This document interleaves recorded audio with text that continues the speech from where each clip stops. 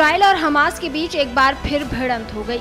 शनिवार की सुबह हमास के आतंकियों ने अलग अलग तरीकों से इजराइल में घुसकर रिहायशी इलाकों में हमला कर दिया।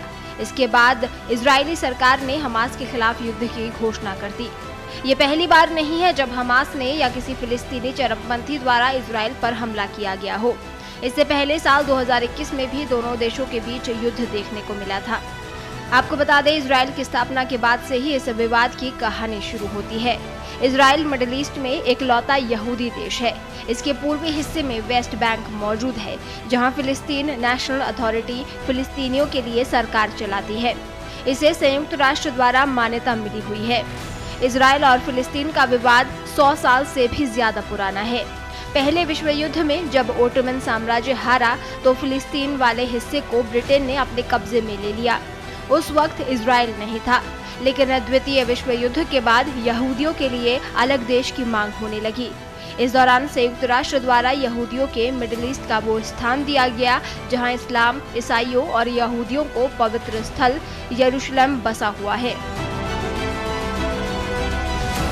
उस वक्त इजराइल नहीं था, लेकिन द्वितीय विश्व युद्ध के बाद यहूदियों के लिए अलग देश की मांग होने लगी। इस दौरान संयुक्त राष्ट्र द्वारा यहूदियों के मिडिल ईस्ट का वो स्थान दिया गया जहां इस्लाम, ईसाइयों और यहूदियों का पवित्र स्थल यरूशलेम बसा हुआ है। यहूदियों के आने से पूर्व इस इलाके में अल्पसंख्यक यहूदी और बहुसंख्यक अरब रहा करते थे। फिलिस्तीनी यहाँ के रहने वाले अरब थे, लेकिन यहूदी बाहर से आए थे। फिलिस्तीनियों और यहूदियों के बीच विवाद तब शुरू हुआ जब अंतर्राष्ट्रीय समुदाय ने ब्रिटेन को कहा कि वो यहूदी लोगों के लिए फिलिस्तीन को एक राष्ट्रीय घर के तौर पर स्थापित करे। यहूदी इस भूमि को अपने पूर्वजों का मानते थे, जबकि फिलिस्तीन अरब यहाँ फिलिस्तीन नाम का देश चाहते थे। अरब देशों द्वारा ब्रिटेन के इस फैसले का विरोध भी किया गया। बस यहीं से इजराइल और फिलिस्तीन का विवाद शुरू हो गया। साल 1948 में जब यहूदी नेताओं ने इजराइल को स्वतंत्र घोषित किया और इजराइल के निर्माण का ऐलान किया, तो फिलिस्तीनी अरबियों द्वारा इसका विरोध शुरू किया गया और युद्ध की शुरुआत हो गई। इस युद्ध में इजराइल के पास फिलिस्तीन का काफी बड़ा हिस्सा आ गया।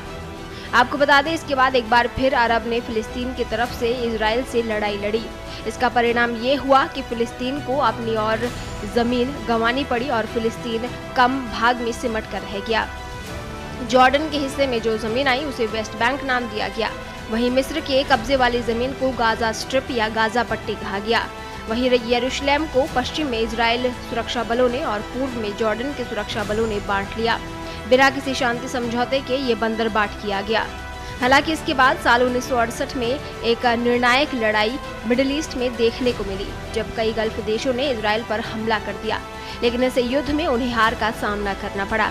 इस दौरान इजराइल ने पूर्वी यरूशलेम के साथ साथ वेस्ट बैंक, गाजा पट्टी पर भी कब्जा कर लिया। हालांकि गाजा को तो इजराइल ने अपने कब्जे से छोड़ दिया, लेकिन वेस्ट बैंक पर उसका कंट्रोल आज भी जारी है। इजराइल पूर्वी यरूशलेम को अपनी राजधानी बताता है, वहीं फिलिस्तीन के लोग इसे अपने भविष्य की राजधानी मानते हैं। आपको बता दें कि वर्तमान में ज्यादातर फिलिस्तीन के लोग वेस्ट बैंक में ही रहते हैं, जहां इजराइल का पूरा कंट्रोल है। वहीं कुछ लोग गाजा पट्टी में रहते हैं, जहां से आए दिन हमास द्वारा हमला किया जाता है। यरूशलेम शहर यहूदी, इस्लाम और ईसाई तीनों ही धर्मों के लिए महत्वपूर्ण है और यही शहर टकराव की अहम वजहों में से एक है। यरूशलेम यहूदी, इस्लाम और ईसाई धर्म को मानने वालों के लिए पवित्र शहरों में से एक है। यहाँ स्थित अल-अक्सा मस्जिद को मक्का मदीना के बाद इस्लाम में तीसरा सबसे पवित्र स्थान माना जाता है। 35 एकड़ में फैले इस परिसर को मुस्लिम अल हरम अल शरीफ कहते हैं। यहूदी इसे टेम्पल टाउन कहते हैं। वहीं ईसाइयों का मानना है कि यहीं ईसा मसीह को सूली पर लटकाया गया था। इसके बाद वो यहीं अवतरित हुए थे।